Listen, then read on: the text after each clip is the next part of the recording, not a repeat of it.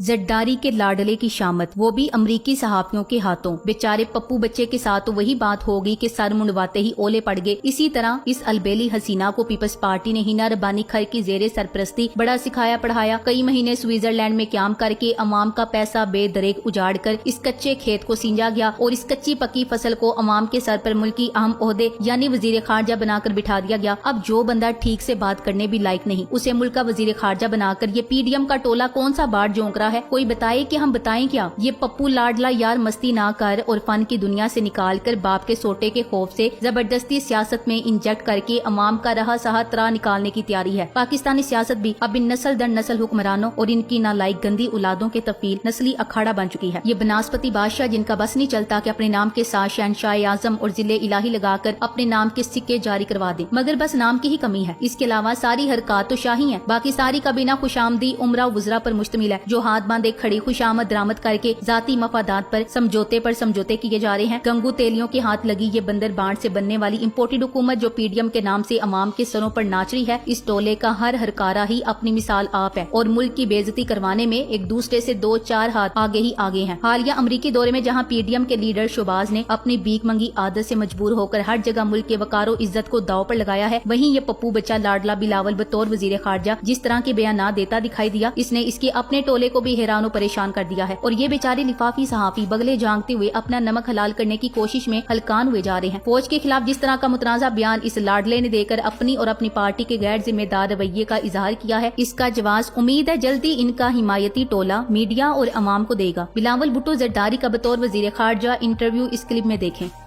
We will take our next question from David Fenton. Yes. In addition to the unfortunate climate catastrophe, there's also a democracy catastrophe happening in Pakistan. Your government has banned 2 popular television networks.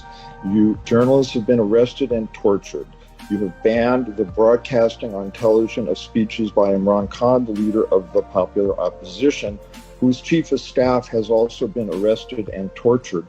This government of yours, 14 members of the cabinet are under indictment for corruption as well as your prime minister. So my question is, as someone who supports human rights and democracy, how can you be part of this attack on the media, democracy and human rights, and why should we support it?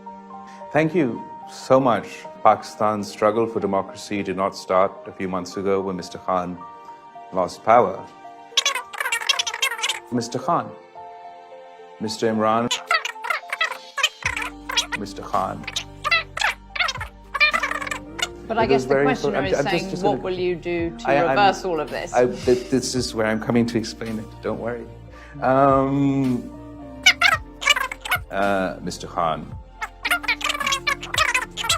Mr. Khan. Mr. Khan. Mr. Khan.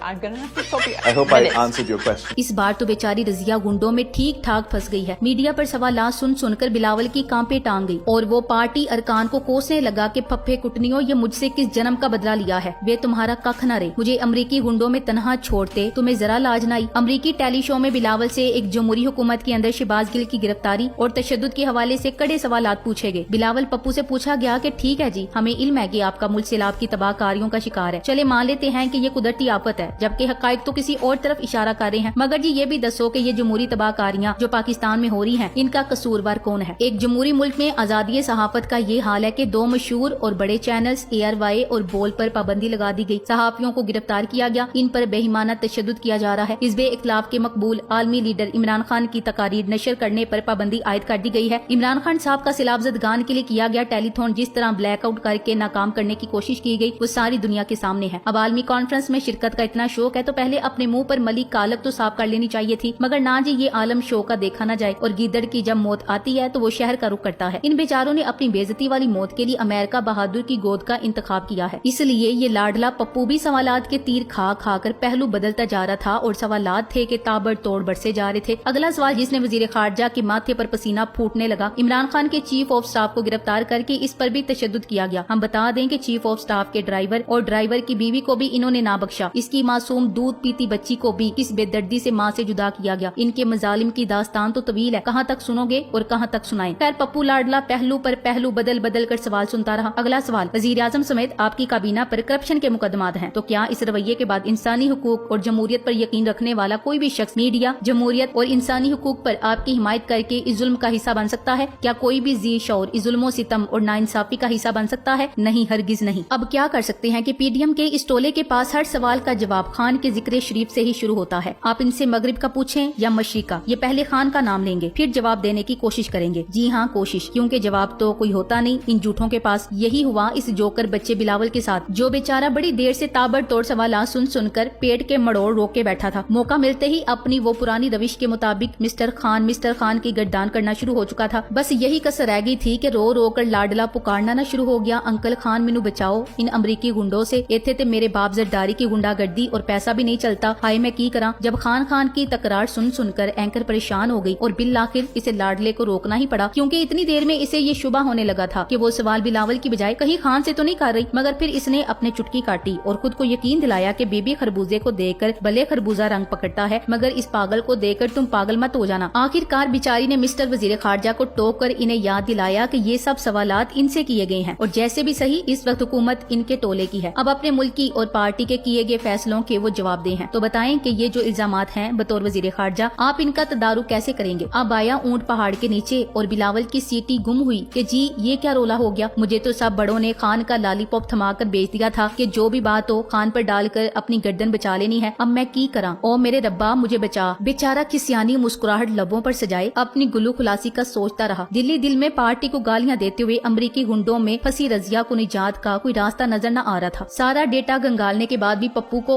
और तो कुछ न मिला, इसीलिए वो दोबारा से खान की तस्बीह पढ़ने लगा। जैसे शितर मुर्ग रेत में मुंह दबाकर आने वाले तूफान से बचने की कोशिश करता है, इसी तरह जरदारी का ये कच्चा मोहरा बसास सियासत पर खान के नाम का तावीज गले में डालकर खान पर ही घुरा कर निजात मांगने लगा। एंकर हैरत से मुल्क पाकिस्तान के वजीर खारजा को देख रही थी, जो अपने सियासी हरीफ के इस कदर गर्विदा नजर आ रहे थे कि इनकी जुबान खान करते नहीं थक रही थी। आखिरकार एंकर के सब्र का पैमाना भी भरा गया और इसने बड़े प्यार से गुजारिश की कि लाडले बच्चे बस कर दो। मैं अपने सवाल से पीछे हटी। इस पर पप्पू नरोठेपन से कहने लगा, यार टंग मत करो ना, मैंने सवाल का जवाब दे तो दिया है। ये मुमलिकत खुदा दा जो पहले ही बहुत से बैरूनी दुश्मनों की साजिशों का शिकार रही है, अब अंदरूनी तौर पर भी इन जैसे जाहिलों और गद्दारों के नरक में फंस चुकी है, जो अपनी बोटी के लिए मुल्क की मफाद का बकरा ज़िबा करने में कोई यार नहीं समझते। वैसे भी इस मुल्क में सबसे ज्यादा फवायद तो यही हासिल कर रहा है, सबसे ज्यादा मौजें इसकी लगी हुई हैं। ये वाहिद जीरू है जो बच्चों के हुकूक, औरतों के हुकूक, मर्दों के हुकूक और अब ट्रांसजेंडर्स के हुकूक, सब हुकूक के मजे ले रहा है। ये वो जोकर बच्चा है जिसे अभी मजीद तरबियत की जरूरत है। इन गधों घोड़ों में ये खच्चर खुद ही खवार है और पीडीएम नामी भानुमती के कुंबे को भी कड़ा वक्त दे रहा है। मगर मसला वही आ जाता है कि जरदारी जैसे गाक सियासतदान की ये कमजोरी है कि लाडला बच्चा लाख सिखाने के बाद भी बाप के जैसी चालाकियां और शातराना चालों में माहिर नहीं हो सका। वैसे भी अलबेली हसीना को शातिर बाप ने कहाँ फंसा दिया। अभी तो बच्चे के खेलने कूदने और मजे करने के दिन थे। ये नाजुक कंधे और ये इतनी बड़ी जिम्मेदारी, बेचारे के साथ इतना बड़ा जुल्म बिन माँ के बेचारे पप्पू को ये किस स्यापे में डाल दिया है। नाना की तरह वजारत खारजा की पौ से छलांग लगाकर वजारत उज़्मा का कलमदान संभालना हर किसी के बस की बात नहीं। वैसे भी हर सिक्का कारआमद नहीं होता, कुछ खोटे भी निकल आते हैं। जिस तरह हर सिक्के के दो रुख होते हैं, इसी तरह सियासत का भूत भी कई रुख दिखाता है। मगर जमहूरियत के नाम पर जुल्म और तशद्दुद और रियासती दहशतगर्दी करते वक्त पीडीएम ये भूल गई कि वो कब तक खान के दौरे हुकूमत के 3-3.5 साल के पर्दे में अपने 30 साला गुनाह धोते रहेंगे। मुल्क के अंदर अपने इख्तियारात का नाजायज इस्तेमाल और हर चीज को खप्पे खप्पे के नारों में दबाकर शराबो शबाब में डूबे हुए ये हुक्मरान नामी मखलूक कब तक ये जुल्म सितम का बाजार गर्म रखेंगे। मुल्क में हर आवाज को किसी न किसी तौर बंद करवाने वाला ऊंट जब पहाड़ तले आता है तो पता चलता है कि कौन कितने पानी में है। जो चुप रहेगी जुबाने खंजर, लहू पुकारेगा आस्तीन का। ये इम्पोर्टेड हुकूमत और इसकी खुरमस्तियां, पीडीएम के टोले की मौजें, ये सब बस अब कुछ दिन की ही बात है। जिस तरह